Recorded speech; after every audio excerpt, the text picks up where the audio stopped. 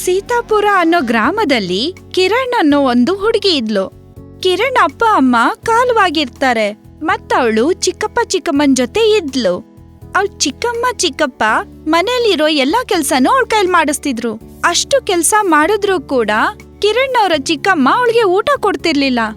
ಹೀಗಿರುವಾಗ ಕಿರಣ್ ಯಾವಾಗ್ಲೂ ಹಸ್ಕೊಂಡೇ ಮಲಗ್ತಿದ್ಲು. ಕಿರಣ್ಗೆ ಚಿತ್ರ ಬಿಡ್ಸೋದ್ರಲ್ಲಿ ಆಸಕ್ತಿ ಇತ್ತು. ಅವಳು ನೆಲದ ಮೇಲೆ ಕಟ್ಟಿಗೆಯಿಂದ ಚಿತ್ರ ಬಿಡಿಸ್ತಿದ್ಲು.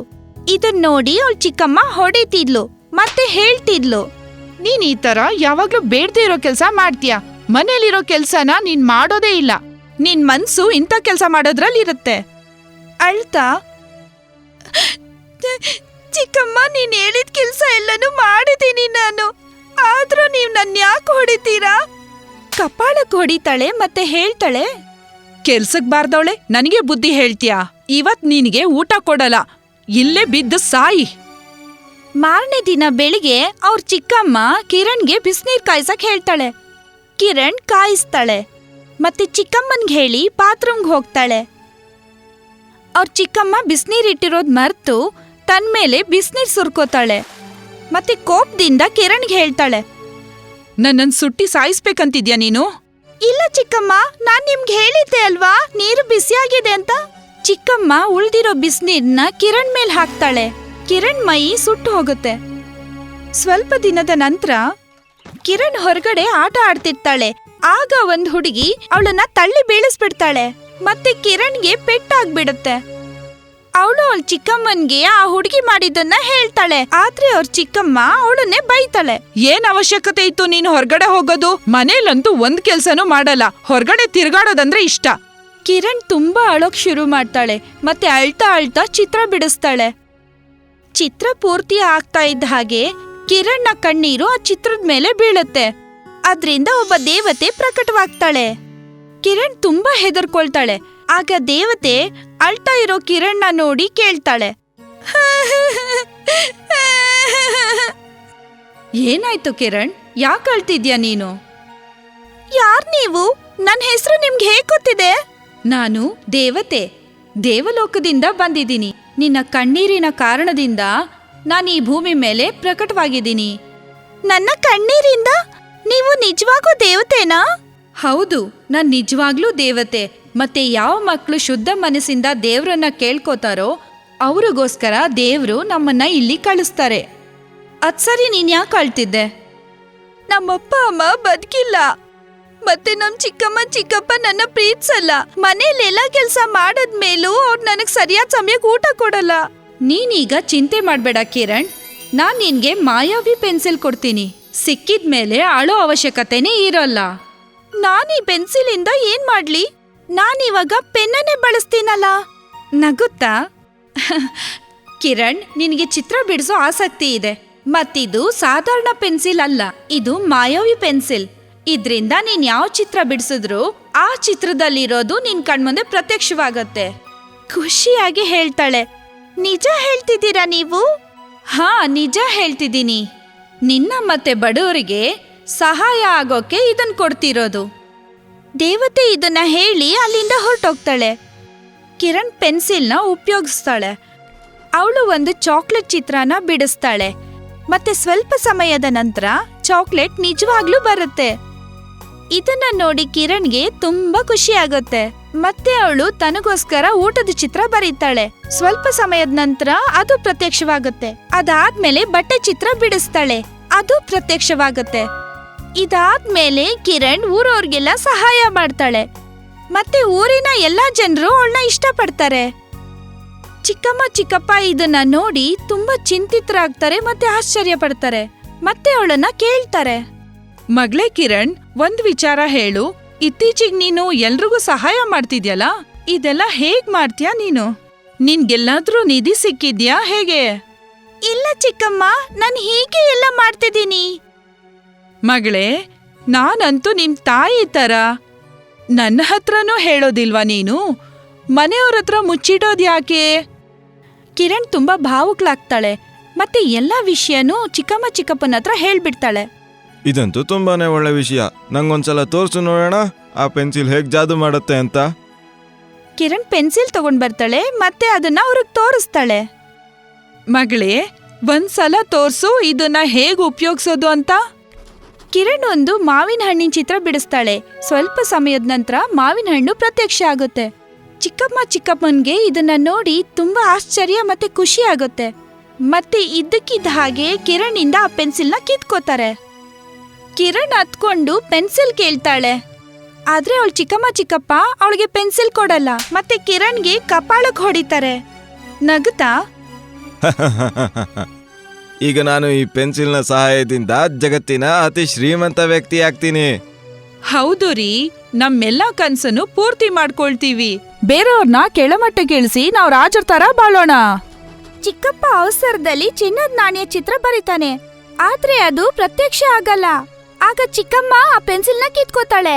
ಮತ್ತ ಅವಳು ಅದನ್ನ ಬರೆಯಕ್ ಪ್ರಯತ್ನ ಪಡ್ತಾಳೆ. ಅವಾಗ್ಲೂ ಕೂಡ ಯಾವ ವಸ್ತುನು ಪ್ರತ್ಯಕ್ಷ ಆಗಲ್ಲ. ಚಿಕ್ಕಪ್ಪ ಯೋಚಿಸ್ತಾನೆ, ಆ ಪೆನ್ಸಿಲ್ನ ದೇವತೆ ಕಿರಣ ಕೊಟ್ಟಿರೋದು, ಹಾಗಾಗಿ ಅವಳೇ ಮಾಡೋಕ್ ಸಾಧ್ಯ. ಮತ್ತವನು ಹೆದರ್ಸ್ತಾನೆ, ನೀನು ಚಿತ್ರ ಬಿಡಿಸು, ಇಲ್ಲಾಂದ್ರೆ ನಿನಗ್ ಹೊಡಿತೀನಿ ಅಂತ. ಕಿರಣ್ ಹೆದರ್ಕೋತಾಳೆ ಮತ್ತೆ ಯೋಚಿಸ್ತಾಳೆ, ನಾನು ಆ ಚಿತ್ರನ ಬಿಡಿಸ್ಲಿಲ್ಲ ಅಂದ್ರೆ ಇವರು ನನ್ನನ್ನ ಸಾಯಿಸ್ಬಿಡ್ತಾರೆ ಅಂತ. ಕಿರಣ್ ಚಿತ್ರ ಅಂತೂ ಬಿಡಿಸ್ತಾಳೆ, ಆದ್ರೆ ಚಿನ್ನದ ನಾಣ್ಯದಲ್ಲ, ದೇವತೆಯ ಚಿತ್ರನ. ಕಿರಣ್ ದೇವತೆಯ ಚಿತ್ರನ ಬಿಡಿಸ್ತಿದ್ದ ಹಾಗೆ ದೇವತೆ ಪ್ರತ್ಯಕ್ಷ ಆಗ್ತಾಳೆ. ಕೋಪದಿಂದ, ನೀವೆಲ್ಲ ಎಷ್ಟು ಕೆಟ್ಟದಾಗಿ ಯೋಚಿಸ್ತಿದ್ದೀರಾ? ಯಾ ಹುಡ್ಗಿ ಊರ್ಗೆಲ್ಲ ಸಹಾಯ ಮಾಡಿ ನಿಮ್ಮನ್ನೇ ಅಪ್ಪ ಅಮ್ಮ ಅನ್ಕೊಂಡ್ ಪ್ರೀತಿಸಿದ್ಲೋ, ನೀವ್ ಅವಳನ್ನೇ ಸಾಯಿಸ್ತೀನಿ ಅಂತ ಹೆದರ್ಸ್ತಿದ್ದೀರಾ?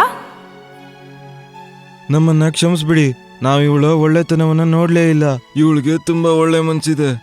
ನಾವೇ ಇವಳಪ್ಪ ಅಮ್ಮ ಆಗೋದಕ್ಕೆ ಯೋಗ್ಯರಲ್ಲ. ಚಿಕ್ಕಪ್ಪ ಅಳಕ್ ಶುರು ಮಾಡ್ತಾರೆ. ಕಿರಣ್ ಹತ್ರ ಕೈ ಮುಗ್ದು ಕ್ಷಮೆ ಕೇಳ್ತಾರೆ. ಕಿರಣ್ ಅವ್ರನ್ನ ಕ್ಷಮಿಸ್ಬಿಡ್ತಾಳೆ. ದೇವತೆ ಆ ಪೆನ್ಸಿಲ್ನ ಕಿರಣ್ಗೆ ಕೊಟ್ಬಿಡ್ತಾಳೆ. ಕಿರಣ್, ಇದು ನಿಂದೇ ಪೆನ್ಸಿಲ್. ಮೊದ್ಲು ನೀನು ಎಲ್ರಿಗೂ ಹೇಗ್ ಸಹಾಯ ಮಾಡ್ತಿದ್ಯೋ ಹಾಗೆ ಮುಂದೇನು ಸಹಾಯ ಮಾಡು. ಥ್ಯಾಂಕ್ ಯು ದೇವತೆ, ನಾನೆಲ್ಲರಿಗೂ ಸಹಾಯ ಮಾಡ್ತೀನಿ. ಮೊದ್ಲಿನ ತರಾನೇ ಕಿರಣ್ ಎಲ್ರಿಗೂ ಸಹಾಯ ಮಾಡ್ತಾಳೆ. ಆಗ ಅವ್ರ ಚಿಕ್ಕಪ್ಪ ತಮ್ಮ ಮಗಳ ತರಾನೇ ಕಿರಣ್ನ ಪ್ರೀತಿಸ್ತಾರೆ. ಮೀರ್ಪುರ್ ಅನ್ನೋ ಹೆಸರಿನ ಗ್ರಾಮದಲ್ಲಿ ಶ್ಯಾಮ್ ಮತ್ತೆ ರುಕ್ಮಿಣಿ ಅನ್ನೋ ಇಬ್ರು ಗಂಡ ಹೆಂಡತಿ ವಾಸವಾಗಿದ್ರು. ಅವರಿಬ್ರು ತುಂಬಾನೇ ದಯಾಳುಗಳಾಗಿದ್ರು. ಅವರಿಬ್ರು ಕಾಡಿನಿಂದ ಕಟ್ಟಿಗೆಗಳನ್ನ ಕಡ್ಕೊಂಡ್ ಬಂದು ಸಂತೆಯಲ್ಲಿ ಮಾರಾಟಕ್ಕಿಡ್ತಿದ್ರು. ಅದರಲ್ಲೊಂದಷ್ಟು ಕಟ್ಟಿಗೆಗಳನ್ನ ಮನೆ ಕೂಡ ತಗೊಂಡ್ ಬಂದು ಅದರಲ್ಲಿ ಅಡಿಗೆ ಮಾಡಿ ಊಟ ಮಾಡ್ತಿದ್ರು. ಆ ಹಳ್ಳಿನಲ್ಲಿ ಯಾವಾಗ್ಲೂ ಆ ಜನ ಆ ಕಟ್ಟಿಗೆಗಳನ್ನೇ ಉಪಯೋಗಿಸ್ತಿದ್ರು. ಹಾಗಾಗಿ ಅವರಿಗೆ ಬೆಂಕಿ ಪಟ್ಟಣಗಳ ಅವಶ್ಯಕತೆ ಇತ್ತು. ಇದನ್ನೇ ಕಾರಣವಾಗಿಟ್ಕೊಂಡು ಲಾಲ್ಜಿ ಅನ್ನೋ ಹೆಸರಿನ ವ್ಯಾಪಾರಿ ನಕಲಿ ಬೆಂಕಿ ಪಟ್ಟಣಗಳನ್ನ ಮಾರ್ತಿದ್ದ. ಅವುಗಳಲ್ಲಿ ಅರ್ಧ ಉರಿತಿದ್ವು, ಇನ್ನರ್ಧ ನಕಲಿಯಾಗಿದ್ವು. ಅಯ್ಯೋ ಲಾಲಾ, ಎಷ್ಟು ಲೂಟಿ ಮಾಡ್ತೀಯ ಜನರನ್ನ. ನೀನ್ ಕೊಟ್ಟಿರೋ ಕಡ್ಡಿ ಪೆಟ್ಟಿಗೆಗಳಲ್ಲಿ ಅರ್ಧಕ್ಕರ್ಧ ಹತ್ತೋದೇ ಇಲ್ಲ. ನೋಡು ಶ್ಯಾಮ, ನಿನ್ನ ಕಟ್ಟಿಗೆಗಳು ಮಾರಾಟ ಆಗ್ತಿರೋದೆ ನನ್ನ ಕಡ್ಡಿ ಪೆಟ್ಟಿಗೆಗಳಿಂದ. ನನ್ನ ಕಡ್ಡಿ ಪೆಟ್ಟಿಗೆ ಇಲ್ಲ ಅಂದ್ರೆ ನಿನ್ನ ಕಟ್ಟಿಗೆಗಳು ಉಪಯೋಗಕ್ಕೆ ಬರಲ್ಲ. ದುರಾಸೆ ತುಂಬಾ ಕೆಟ್ಟದ್ದು ಲಾಲಾ. ಒಂದಲ್ಲ ಒಂದಿನ ಮಣ್ಣು ತಿಂತೀಯ. ಕಡ್ಡಿ ಪೆಟ್ಟಿಗೆ ತಗೊಳ್ಳೋದಿದ್ರೆ ತಗೋ, ನನ್ನ ಟೈಮ್ನ ಹಾಳು ಮಾಡಬೇಡ. ಹಲವಾರು ಸಲ ಶ್ಯಾಮ್ ಲಾಲನಿಗೆ ಇದನ್ನ ಅರ್ಥ ಮಾಡಿಸೋದಕ್ಕೆ ಪ್ರಯತ್ನ ಪಟ್ಟ. ಆದ್ರೆ ಇವನ ಮಾತನ್ನ ಲಾಲ್ ಕೇಳೋದಕ್ಕೆ ತಯಾರೇ ಇರ್ಲಿಲ್ಲ. ಒಂದಿನ ಶ್ಯಾಮ್ ಮತ್ತೆ ರುಕ್ಮಿಣಿ ಕಾಡಿಂದ ಕಟ್ಟಿಗೆಗಳನ್ನ ಕಡ್ಕೊಂಡು ಮನೆಗೆ ಹಿಂದಿರುಗ್ತಿದ್ರು. ಆಗ ಜೋರಾಗಿ ಮಳೆ ಬರುತ್ತೆ. ಇಬ್ಬರು ಒಂದು ಮರದ ಕೆಳಗೆ ನಿಲ್ತಾರೆ. ಅಯ್ಯೋ, ಮಳೆ ಯಾಕೆ ಬರ್ತಿದೆ? ಕಟ್ಟಿಗೆಗಳು ಒದ್ದೆ ಆದ್ರೆ ಆಮೇಲೆ ಬೆಂಕಿ ಹತ್ತಲ್ಲ. ಅರೆ ಹಾ, ಅಡಿಗೆ ಕೂಡ ಇನ್ನೂ ಮಾಡಿಲ್ಲ. ಅಲ್ಲೇ ಒಬ್ರು ಅಜ್ಜಿ ಮಳೆನಲ್ಲಿ ನೆನೆಯೋದು ಇವರಿಬ್ಬರ ಕಣ್ಣಿಗೆ ಕಾಣುತ್ತೆ. ಅಲ್ಲೋಡ್ರಿ, ಅಜ್ಜಿ ಮಳೆಯಲ್ಲಿ ನೆನೀತಿದ್ದಾರೆ. ನಾವು ಅವ್ರಿಗೆ ಸಹಾಯ ಮಾಡ್ಬೇಕನ್ಸುತ್ತೆ. ನೀವೇನಂತೀರಾ? ಹಾ, ನಡಿ. ನೀವು ಮಳೆಯಲ್ಲಿ ಯಾಕೆ ನೆನೀತಿದ್ದೀರಾ? ಬನ್ನಿ, ನಮ್ಮ ಜೊತೆ ನಮ್ಮ ಮನೆಗೆ ಹೋಗೋಣ. ಧನ್ಯವಾದಗಳು ಮಗನೇ. ಇವಾಗೆಲ್ಲ ಯಾರು ಈ ತರ ಸಹಾಯ ಮಾಡ್ತಾರೆ ಹೇಳು? ಶ್ಯಾಮ್ ಮತ್ತೆ ರುಕ್ಮಿಣಿ ಆ ಅಜ್ಜಿನ ಮನೆ ಕರ್ಕೊಂಡು ಹೋಗ್ತಾರೆ. ನಾನು ಅಡಿಗೆ ಮಾಡ್ತೀನಿ, ನಿಮ್ಗೆಲ್ಲ ಹಸ್ವಾಗ್ತಿರ್ಬೇಕಲ್ವಾ? ಅಮ್ಮ, ನೀವಿಲ್ಲಿ ಕೂತ್ಕೊಳ್ಳಿ. ರುಕ್ಮಿಣಿ ಬೇಗ ಬೇಗ ಅಡುಗೆ ಮಾಡಿಬಿಡ್ತಾಳೆ. ರುಕ್ಮಿಣಿ ಅಡುಗೆ ಮಾಡೋಣ ಅಂತ ಕಟ್ಟಿಗೆಗಳನ್ನ ಹಚ್ಚೋಕೆ ಪ್ರಯತ್ನ ಪಡ್ತಾಳೆ. ಆದ್ರೆ ಬೆಂಕಿ ಕಡ್ಡಿ ಹತ್ತೋದೇ ಇಲ್ಲ. ಅವಳು ತುಂಬಾ ಸಲ ಪ್ರಯತ್ನ ಪಡ್ತಾಳೆ, ಆದ್ರೆ ಏನೂ ಆಗಲ್ಲ. ಅಯ್ಯೋ, ಈ ಬೆಂಕಿ ಪಟ್ನ ಹತ್ತಾನೆ ಇಲ್ಲ. ಮತ್ ನಾನು ಅಡಿಗೆ ಹೇಗ್ ಮಾಡ್ಲಿ? ಏನಾಯ್ತು ಮಗಳೇ?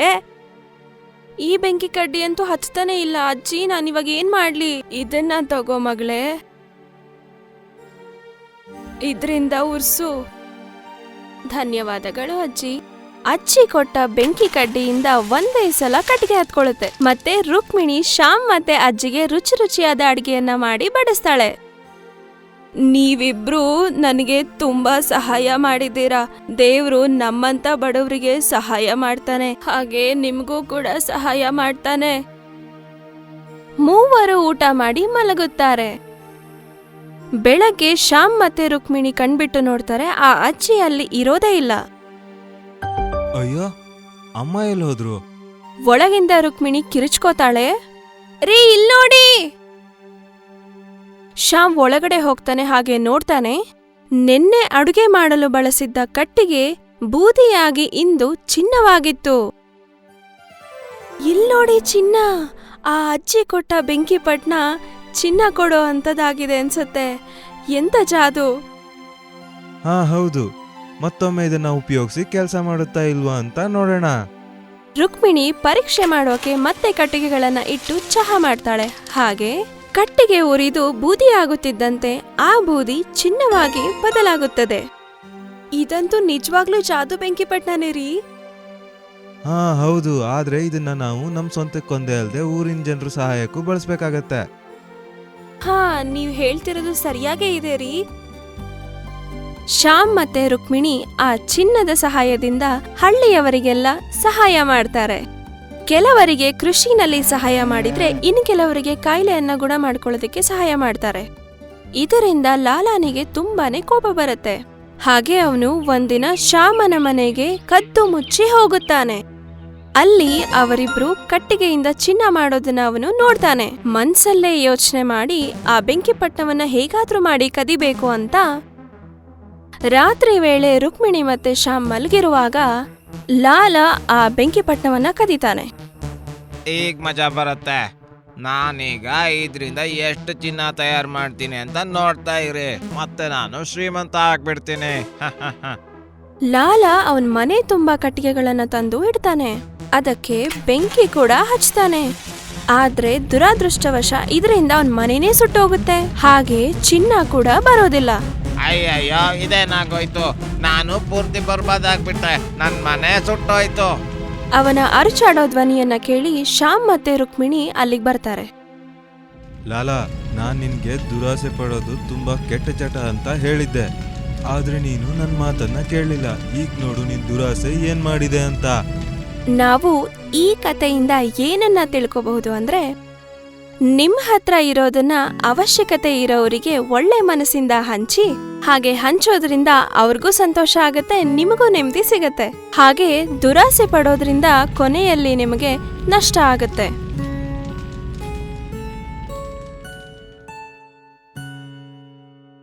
ಸೋನ್ಪುರ ಅನ್ನೋ ಒಂದು ಸುಂದರವಾದ ಹಳ್ಳಿ ಇತ್ತು. ಅಲ್ಲಿ ಚಿನ್ನದ ಪುರಾತನವಾದ ದೇವಸ್ಥಾನ ಇತ್ತು. ಅಲ್ಲಿ ದೇವ್ರ ಮೇಲೆ ಜನಕ್ಕೆ ತುಂಬಾ ನಂಬಿಕೆ ಇತ್ತು. ಮತ್ತೆ ದೂರ ದೂರದಿಂದ ಜನ ದರ್ಶನ ಮಾಡಕ್ ಬರ್ತಾ ಇದ್ರು. ಒಂದ್ಸಲ ರವಿ ಮತ್ತೆ ಜಿಮ್ಮಿ ಹೆಸರಿನ ಇಬ್ರು ದುರಾಸೆ ಮನುಷ್ಯರು ಆ ಊರಿಗೆ ಬರ್ತಾರೆ. ಅರೆ ಜಿಮ್ಮಿ, ನಿನಗ್ ಗೊತ್ತಾ, ಈ ಗ್ರಾಮದಲ್ಲಿ ಚಿನ್ನದ ಒಂದು ಪ್ರಾಚೀನ ಮಂದಿರ ಇದೆ. ಏನ್ ಹೇಳ್ತಿದ್ಯಾ ಗೆಳೆಯ? ಚಿನ್ನದ ದೇವಸ್ಥಾನನ? ಹಾ, ಅಲ್ಲಿ ಎಲ್ಲದೂ ಚಿನ್ನದ್ದೇ. ಅಲ್ಲಿರೋ ಮೂರ್ತಿಗಳು, ದೇವಸ್ಥಾನದ ಗಂಟೆಗಳು, ದೇವಸ್ಥಾನದ ಪ್ರತಿಯೊಂದು ವಸ್ತುನೂ ಚಿನ್ನದ್ದೇ. ನಾನು ಆ ದೇವಸ್ಥಾನ ನೋಡ್ಬೇಕಲ್ಲ, ನಾವು ಹೋಗ್ಬೋದಾ? ನಾನು ನೋಡ್ಬೇಕು ಆ ಚಿನ್ನದ ಮಂದಿರ ಹೇಗ್ ಕಾಣುತ್ತೆ ಅಂತ. ಹಾ ಹಾ, ನಡಿ ನಡಿ. ಇಬ್ರು ದೇವಾಲಯ ನೋಡೋಕೆ ಹೋಗ್ತಾರೆ. ಅರೆ ವಾ, ಎಷ್ಟು ಹೊಳಿತಿದೆ ಈ ದೇವಸ್ಥಾನ. ನಾನು ಹೇಳಿದ್ನಲ್ವಾ, ನೋಡ್ತಾನೆ ಇದ್ಬಿಡ್ತೀಯ ಅಂತ. ನೋಡು ಎಷ್ಟು ಚಿನ್ನ ಇದೆ ಅಂತ. ಕೋಟಿಗಳಷ್ಟು ಬೆಲೆ ಬಾಳತ್ತೆ. ಹಾ ಹಾ ಹಾ ಹಾ ಚಿನ್ನವನ್ನ ನೋಡಿ ಅವರಿಬ್ಬರಿಗೂ ತಲೆ ತಿರುಗುತ್ತೆ. ನಾನೇನ್ ಯೋಚನೆ ಮಾಡ್ತಾ ಇದ್ದೆ ಅಂದ್ರೆ ಜಿಮ್ಮಿ, ನಾವು ಈ ಚಿನ್ನನ ಇಲ್ಲಿಂದ ತಗೊಂಡೋಗ್ಬಿಟ್ರೆ? ನಾನು ಅದನ್ನೇ ಯೋಚನೆ ಮಾಡ್ತಾ ಇದ್ದೀನಿ. ಆದ್ರೆ ಅಷ್ಟೊಂದು ಚಿನ್ನ ಹೇಗ್ ತಗೊಂಡೋಗೋದು? ಯಾರಾದ್ರೂ ನೋಡಿದ್ರೆ ಸಿಕ್ಕಾಕೊಂಡ್ಬಿಡ್ತೀವಿ. ನಾವು ತುಂಬಾ ಹುಷಾರಾಗಿ ಇಲ್ಲಿಂದ ಹೋಗ್ಬೇಕು. ರಾತ್ರಿ ದೇವಸ್ಥಾನದಲ್ಲಿ ಯಾರೂ ಇರೋದಿಲ್ಲ. ಆಗ ನಾವು ಕದ್ದು ಮುಚ್ಚಿ ಇಲ್ಲಿಗೆ ಬರಬೇಕು. ಮತ್ತೆ ಇಲ್ಲಿಂದ ಚಿನ್ನದ ವಿಗ್ರಹಗಳು ಹಾಗೂ ಇತರೆ ಸಾಮಗ್ರಿಗಳನ್ನ ತಗೊಂಡು ಹಳ್ಳಿಯ ಸೇತುವೆ ದಾರಿಲಿ ಓಡೋಗ್ಬಿಡೋಣ. ಹಾ, ಅದೇ ಸರಿ ಇರುತ್ತೆ. ರಾತ್ರಿ ಎಲ್ಲ ಚೆನ್ನಾಗಿ ಮಲಗಿರ್ತಾರೆ. ಮತ್ ನಾವು ಚಿನ್ನ ನೆತ್ಕೊಂಡು ಆರಾಮಾಗಿ ಓಡೋಗ್ಬಹುದು. ಇಬ್ರು ರಾತ್ರಿ ಆಗೋದನ್ನೇ ಕಾಯ್ತಾ ಇರ್ತಾರೆ. ರಾತ್ರಿ ಪೂಜಾರಿ ಮನೆಗ್ ಹೋದ್ಮೇಲೆ ಜಿಮ್ಮಿ ಮತ್ತೆ ರವಿ ದೇವಸ್ಥಾನಕ್ಕೆ ಬರ್ತಾರೆ. ನೀನು ಸುತ್ತಮುತ್ತ ನೋಡಿದ್ಯಾ ಅಲ್ವಾ? ಯಾರೂ ಇಲ್ಲ ತಾನೆ? ಹಾ ಹಾ ನೋಡ್ದೆ, ಯಾರೂ ಇಲ್ಲ. ಈಗ ಅರ್ಜೆಂಟ್ ಮಾಡು, ನಾವಿಲ್ದ ಹೊರಡ್ಬೇಕು. ಅವರಿಬ್ರು ದೇವರ ವಿಗ್ರಹ ಮತ್ತೆ ಚಿನ್ನದ ಪೂಜಾ ಸಾಮಗ್ರಿಯನ್ನ ಚೀಲದಲ್ಲಿ ಹಾಕೊಂಡು ಊರಿಂದ ಹೊರಗಡೆ ಹೋಗೋ ಸೇತುವೆ ದಾರಿ ಹತ್ರ ಹೋಗ್ತಾರೆ. ನೋಡು, ಯಾರಿಗೂ ಗೊತ್ತೇ ಆಗ್ಲಿಲ್ಲ. ಮತ್ತೆ ನಾವು ಸಾಮಾನುಗಳನ್ನ ತಗೊಂಡು ಬಂದ್ಬಿಟ್ವಿ. ಹಾ, ಇದರಿಂದ ತುಂಬಾ ದುಡ್ಡು ಸಿಗತ್ತೆ ಮತ್ತು ನಾವು ಶ್ರೀಮಂತರಾಗ್ಬಿಡ್ತೀವಿ. ಹಾ, ಈಗ ಹೋಗೋಣ, ಬೇಗ ಹೋಗೋಣ. ಅವರಿಬ್ರು ಸೇತುವೆ ಮೇಲೆ ಹೋಗ್ತಾ ಇದ್ದ ಹಾಗೆ ಸೇತುವೆ ಅಲ್ಲಾಡುತ್ತೆ. ಅವರಿಬ್ರು ಒಂದ್ಸಲ ಆ ಕಡೆ ಒಂದ್ಸಲ ಈ ಕಡೆ ಅಲ್ಲಾಡಕ್ ಶುರು ಮಾಡ್ತಾರೆ. ಅರೆ, ಈ ಸೇತುವೆ ಯಾಕೆ ಅಲ್ಗಾಡ್ತಾ ಇದೆ? ನಾವು ಬಿದ್ದೋಗ್ತೀವಿ. ಅಯ್ಯೋ, ಬಿದ್ದೋಗ್ತೀವಿ ನಾವು. ನಾನಂತೂ ಏನು ಮಾಡಿಲ್ಲ, ಇದು ತನ್ನಂತಾನೆ ಅಲ್ಗಾಡ್ತಾ ಇದೆ. ಸೇತುವೆ ಅವರಿಬ್ಬರನ್ನ ಮುಂದಕ್ಕೆ ಹೋಗಕ್ ಬಿಡಲ್ಲ. ಮತ್ತೆ ಇದ್ದಕ್ಕಿದ್ದ ಹಾಗೆ ವೇಗವಾಗಿ ಮೇಲಕ್ಕೆ ಹೋಗುತ್ತೆ. ಮತ್ತ ಅವರಿಬ್ರು ಮೇಲೆ ಹಾರ್ತಾ ಇರ್ತಾರೆ. ಅರೆ ಅಯ್ಯೋ, ಇದೇನಾಗ್ತಿದೆ? ಯಾರಾದ್ರೂ ಕಾಪಾಡಿ, ನಮ್ಮನ್ನ ಕಾಪಾಡಿ, ಯಾರಾದ್ರೂ ಬನ್ನಿ. ಮೇಲ್ ಹಾರಿ ಕೆಳಗ್ ಬರ್ತಿದ್ದ ಹಾಗೆ ಸೇತುವೆ ಮಾಯ ಆಗೋಗುತ್ತೆ. ಮತ್ತ ಅವರಿಬ್ರು ಮೇಲಿಂದ ಜೋರಾಗಿ ಬಿದ್ಬಿಡ್ತಾರೆ. ಅವರಿಬ್ರು ಕಿರ್ಚೋದನ್ನ ಕೇಳಿ ಊರಿನ ಜನರು ಅಲ್ಲಿಗೆ ಬರ್ತಾರೆ. ನೀವಿಬ್ರು ಇಷ್ಟು ಗಲಾಟೆ ಯಾಕೆ ಮಾಡ್ತಿದ್ರಾ? ಅದು ಈ ರಾತ್ರಿಯಲ್ಲಿ. ಅರೆ ಪೂಜಾರಿಗಳೇ, ಈ ಸೇತುವೆ ತನ್ನಂತಾನೆ ಇಲ್ಲಿಂದ ನಾಪತ್ತೆ ಆಗ್ಬಿಡ್ತು ನೋಡಿ. ಸೇತುವೆ ಸರಿಯಾಗೇ ಇದೆಯಲ್ಲ, ಅಲ್ಲಿ ನೋಡಿ. ಇಬ್ರು ಹಿಂದೆ ತಿರುಗ್ ನೋಡಿದ್ರೆ ಆ ಸೇತುವೆ ವಾಪಸ್ ಬಂದಿರುತ್ತೆ. ಇಬ್ರು ತಮ್ಮ ಕಣ್ಣುಗಳನ್ನ ಉಜ್ಕೊಂಡ್ ನೋಡ್ತಾರೆ. ಇದೇ ಹೇಗಾಗಕ್ ಸಾಧ್ಯ? ಈಗ ತಾನೇ ಆ ಸೇತುವೆ ಕಾಣೆಯಾಗಿತ್ತು, ನಾವು ಕೂಡ ಕೆಳಗಡೆ ಬಿದ್ದಿದ್ವಿ. ಇದೇನ್ ನಡೀತಿದೆ ನಮ್ ಜೊತೆಗೆ? ನೀವಿಬ್ರು ಯಾವ್ದಾದ್ರು ಪಾಪ ಅಥವಾ ಕೆಟ್ಟ ಕೆಲಸ ಮಾಡಿದೀರಾ? ಇಬ್ರು ಒಬ್ರಿಗೊಬ್ರು ನೋಡ್ಕೊಳ್ತಾರೆ. ನಿಮಗೆ ಗೊತ್ತಾಯ್ತು ಅರ್ಚಕ್ರೆ? ಯಾಕಂದ್ರೆ ಇದು ಮಾಯಾವಿ ಸೇತುವೆ. ಪಾಪ ಅಥವಾ ಕೆಟ್ಟ ಕೆಲಸಗಳನ್ನ ಮಾಡಿರೋನು ಇಲ್ಲಿಂದ ಹೊರಗಡೆ ಹೋಗಕ್ಕೆ ಸಾಧ್ಯ ಇಲ್ಲ. ಅಂತವ್ರಿಗೆ ಈ ಸೇತುವೆ ಮಾಯ ಆಗ್ಬಿಡತ್ತೆ. ನೀವು ಒಳ್ಳೆಯವರಾಗಿದ್ರೆ ಈ ಸೇತುವೆ ಮಾಯ ಆಗ್ತಿರ್ಲಿಲ್ಲ. ನಮ್ಮನ್ನ ಕ್ಷಮಿಸ್ಬಿಡಿ ಪೂಜಾರಿಗಳೇ. ನಾವು ಚಿನ್ನದ ದೇವಸ್ಥಾನದಿಂದ ವಿಗ್ರಹ ಮತ್ತು ಸಾಮಗ್ರಿಗಳನ್ನ ಕದ್ಬಿಟ್ಟಿದ್ವಿ. ಮತ್ತೆ ನಾವು ಊರನ್ನ ಬಿಟ್ಟು ಓಡ್ ಹೋಗ್ತಾ ಇದ್ವಿ. ನಮ್ಗೆ ಈ ಸೇತುವೆ ಬಗ್ಗೆ ತಿಳಿದಿರ್ಲಿಲ್ಲ. ಹಾ, ನನಗರ್ಥ ಆಯ್ತು. ಯಾವಾಗ್ಲೂ ಕೆಟ್ಟ ಕೆಲಸದ ಪರಿಣಾಮ ಕೆಟ್ಟದಾಗೇ ಇರತ್ತೆ. ನಾವಿನ್ಮೇಲೆ ಕಳ್ತನ, ದುರಾಸೆ ಮತ್ತು ಮೋಸವನ್ನ ಯಾವತ್ತೂ ಮಾಡೋದಿಲ್ಲ. ನೋಡಿದ್ರಲ್ಲ ಸ್ನೇಹಿತರೆ, ಆ ಮಾಯಾವಿ ಸೇತುವೆಯ ಕಾರಣದಿಂದ ಅವರು ದೇವರ ಮೂರ್ತಿಗಳನ್ನ ತಗೊಂಡು ಹೋಗೋಕಾಗ್ಲಿಲ್ಲ. ಅವ್ರಿಗೀಗ ಅರ್ಥ ಆಗಿದೆ, ಕೆಟ್ಟ ಕೆಲಸ ಮಾಡಿದ್ರೆ ಕೆಟ್ಟ ಪರಿಣಾಮ ಬೀರುತ್ತೆ ಅಂತ. ನಾವು ನಮ್ಮ ಜೀವನದಲ್ಲಿ ತಪ್ಪಾದ ದಾರಿಯಲ್ಲಿ ನಡಿಬಾರ್ದು ಅಂದ್ರೆ ನಾವು ಸತ್ಯದ ಸೇತುವೆಯನ್ನ ನಿರ್ಮಾಣ ಮಾಡಬೇಕು. ರಹೀಂಪುರ ಅನ್ನೋ ಒಂದು ಊರಲ್ಲಿ ಕೇಶವ್ ಮತ್ತೆ ಅವನ ಪರಿವಾರ ವಾಸಿಸ್ತಾ ಇತ್ತು. ಕೇಶವ್ ಒಬ್ಬ ತರಕಾರಿಗಳ ಕಾಂಟ್ರಾಕ್ಟರ್ ಆಗಿದ್ದ. ಅವನು ಬೇರೆ ಬೇರೆ ಹಬ್ಬಗಳಿಗೆ, ಬೇರೆ ಬೇರೆ ಊರುಗಳಿಗೆ ತರಕಾರಿಗಳನ್ನ ತಲುಪಿಸೋ ಕೆಲ್ಸನ ಮಾಡ್ತಾ ಇದ್ದ. ಕೇಶವ್ ಮನಸ್ಸಿಂದ ಒಬ್ಬ ಒಳ್ಳೆಯ ವ್ಯಕ್ತಿಯಾಗಿರ್ತಾನೆ. ಅವನು ಎಲ್ಲರಿಗೂ ಸಹಾಯ ಕೂಡ ಮಾಡ್ತಾ ಇರ್ತಾನೆ. ಕೇಶವ್ ಚಂಪಕ್ ಸೇಠ್ ಅನ್ನೋ ಒಬ್ಬ ವ್ಯಕ್ತಿ ಹತ್ರ ಕಾಂಟ್ರಾಕ್ಟರ್ ಕೆಲ್ಸ ಮಾಡ್ತಾ ಇರ್ತಾನೆ. ಆರ್ಡರ್ ತಲುಪಿಸೋದಕ್ಕೆ ಊರಿಂದ ಊರಿಗೆ ಸುತ್ತಾಡ್ತಾ ಇರ್ತಾನೆ. ಸೇಟು ಅವರೇ, ನನಗೆ ಮಕ್ಕಳ ಕಾರ್ಯಕ್ರಮದಲ್ಲಿ ತರಕಾರಿ ಸಪ್ಲೈ ಮಾಡೋ ಆರ್ಡರ್ ಸಿಕ್ಕಿದೆ. ಚೆನ್ನಾಗಿರೋ ತರಕಾರಿ ಇದೆಯಲ್ವಾ? ತಯಾರಿದೆ, ಹೋಗಿ ಆರ್ಡರ್ ಡೆಲಿವರಿ ಮಾಡ್ಬಿಟ್ ಬಾ. ಕೇಶವ್ ತರಕಾರಿನ ನೋಡ್ತಾನೆ ಮತ್ತೆ ಹೇಳ್ತಾನೆ, ಇದೇನು ಸೇಟು, ಅರ್ಧ ತರಕಾರಿಕಿನ್ನ ಜಾಸ್ತಿ ಕೆಟ್ಟೋಗಿದೆ. ಇದನ್ನ ನಾನು ಹೇಗ್ ತಗೊಂಡೋಗ್ಲಿ? ಪ್ರತಿ ಬಾರಿನೂ ಹೊಸ ತರಕಾರಿನೇ ಕೊಟ್ರೆ ನಮ್ಗೆ ಹೇಗ್ ಲಾಭ ಸಿಗುತ್ತೆ? ನೀನು ಸುಮ್ಮನೆ ಇದನ್ನ ತಗೊಂಡೋಗಿ ಡೆಲಿವರಿ ಮಾಡ್ಬಿಟ್ ಬಾ. ಇದು ಮಕ್ಕಳ ಕಾರ್ಯಕ್ರಮ ಸೇಟು ಅವರೇ, ಮಕ್ಕಳು ಹುಷಾರ್ ತಪ್ಪಿಬಿಡ್ತಾರೆ. ನಾನು ಈ ಪಾಪ ಮಾಡೋದಿಲ್ಲ. ನೀನು ಆರ್ಡ್ರ್ ಕೊಡೋದಕ್ಕೆ ಹೋಗಿಲ್ಲ ಅಂದ್ರೆ ನಾನೇ ಹೋಗ್ತೀನಿ ಬಿಡು. ನಾನು ನನ್ನ ಲಾಭನ ನಿನಗಾಗಿ ಕಳ್ಕೊಳ್ಳೋದಕ್ಕೆ ಇಷ್ಟಪಡಲ್ಲ. ಬೇಕಂದ್ರೆ ನೀವು ನನ್ನ ಸಂಬಳದಿಂದ ದುಡ್ಡನ್ನ ತಗೊಳ್ಳಿ, ಆದ್ರೆ ಹೊಸ ತರಕಾರಿನ ಕೊಡಿ. ನಿನ್ನ ಆಸೆ ಅದಾದ್ರೆ ಆಗ್ಲಿ ಬಿಡು. ನಾನ್ ನಿನ್ನ ಅರ್ಧ ಸಂಬಳನ ಕತ್ತರಿಸ್ತೀನಿ. ಹೋಗು, ಒಳ್ಳೆ ತರಕಾರಿನ ತಗೊಂಡೋಗಿ ಆರ್ಡರ್ ಕೊಟ್ ಬಾ. ಕೇಶವ್ ಆ ತರಕಾರಿನ ತಗೊಂಡ್ ಹೋಗಿ ತಲುಪಿಸ್ತಾನೆ. ಮತ್ತೆ ಮನೆಗೆ ಅರ್ಧ ಸಂಪಾದನೆ ಇಟ್ಕೊಂಡು ವಾಪಸ್ ಬರ್ತಾನೆ. ಏನಾಯ್ತು ನಿಮ್ಗೆ? ಯಾಕಿಷ್ಟು ಸಪ್ಪಗಿದ್ದೀರಾ ಇವತ್ತು? ಕೇಶವ್ ಎಲ್ಲಾ ವಿಷಯನೂ ಅವನ ಹೆಂಡತಿ ಸೀಮಾಗೆ ಹೇಳ್ತಾನೆ. ಹಾಗೆ ಅರ್ಧ ದುಡಿಮೆನೂ ತೋರಿಸ್ತಾನೆ. ನಾನು ನಿಮ್ಗೊಂದ್ ವಿಷಯ ಹೇಳಿದ್ರೆ ನೀವ್ ಕೇಳ್ತೀರಾ? ಹಾ, ಹೇಳು. ನಾವು ನಮ್ಮದೇ ಆದ ತರಕಾರಿಗಳನ್ನ ಬೆಳೆಸಿದ್ರೆ, ಹಾಗೆ ಜನರಿಗೆ ಅದನ್ನೇ ತಲುಪಿಸಿದ್ರೆ, ಜನರಿಗೆ ಕೆಟ್ಟ ತರಕಾರಿಗಳು ಕೂಡ ಸಿಗೋದಿಲ್ಲ. ನಮ್ಮ ದುಡಿಮೆ ಕೂಡ ತುಂಬಾ ಚೆನ್ನಾಗಾಗತ್ತೆ. ವಾ ಸೀಮಾ, ನೀನು ಒಳ್ಳೆ ಉಪಾಯನೇ ಹೇಳ್ದೆ. ನಾವು ನಮ್ಮ ಮನೆಯಿಂದ ಇರೋ ಹೊಲದಲ್ಲಿ ಬೆಳೆಯೋಣ, ಮತ್ತೆ ಅದನ್ನ ಸ್ಕೂಲಲ್ಲಿ ಮತ್ತೆ ಮಕ್ಕಳ ಕಾರ್ಯಕ್ರಮದಲ್ಲಿ ಕೊಡೋಣ.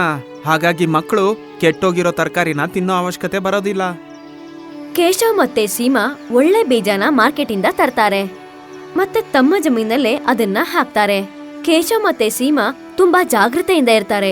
ಆ ತರಕಾರಿ ಹತ್ರ ಯಾವುದೇ ಹಾವು ಅಥವಾ ಹುಳ ಬರ್ದೇ ಇರೋ ಹಾಗೆ. ಅವರು ತಮ್ಮ ತರಕಾರಿಗಳ ಮೇಲೆ ತುಂಬಾನೇ ಚೆನ್ನಾಗಿ ನಿಗಾ ವಹಿಸ್ತಾ ಇರ್ತಾರೆ. ಹಾಗೆ ಸ್ವಲ್ಪ ದಿನದಲ್ಲಿ ಅವರ ತರಕಾರಿ ತುಂಬಾನೇ ಚೆನ್ನಾಗಿ ಬೆಳೆಯೋಕ್ ಶುರುವಾಗುತ್ತೆ. ನೋಡು ಸೀಮಾ, ನಮ್ಮ ತರಕಾರಿಗಳು ಎಷ್ಟು ಸುಂದರವಾಗಿ ಕಾಣಿಸ್ತಿದೆ. ನಾನಿದನ್ನ ಮಕ್ಕಳ ಕಾರ್ಯಕ್ರಮದಲ್ಲಿ ಕೊಟ್ಟು ಬರ್ತೀನಿ. ಹಾ, ಕೇಶವ್ ಆ ತಾಜಾ ತರಕಾರಿಗಳನ್ನ ಮಕ್ಕಳ ಕಾರ್ಯಕ್ರಮಕ್ಕೆ ಕೊಟ್ಟು ಬರ್ತಾನೆ. ಮಕ್ಕಳಿಗಂತೂ ತುಂಬಾನೇ ಖುಷಿ ಆಗುತ್ತೆ. ಎಲ್ಲಾ ಮಕ್ಕಳು ಕೇಶವ್ಗೆ ಧನ್ಯವಾದ ಹೇಳ್ತಾರೆ. ಕೇಶವ್ಗೂ ಕೂಡ ತುಂಬಾನೇ ಸಂತೋಷ ಆಗಿರುತ್ತೆ, ಯಾಕಂದ್ರೆ ಅವನು ಏನು ಮೋಸ ಮಾಡಿರೋದಿಲ್ಲ. ಅಯ್ಯೋ ಸೀಮಾ, ಕೇಳಿಸ್ತಿದ್ಯಾ? ಎಲ್ಲಿದ್ಯಾ ನೀನು? ಹಾ ಹೇಳಿ, ಏನಾಯ್ತು ರೀ? ನೋಡು, ನನಗೆ ಇನ್ನೂ 2 ಆರ್ಡರ್ ಬಂದಿದೆ. ಎಲ್ಲರಿಗೂ ನನ್ನ ತರಕಾರಿ ಇಷ್ಟ ಆಗಿದೆ.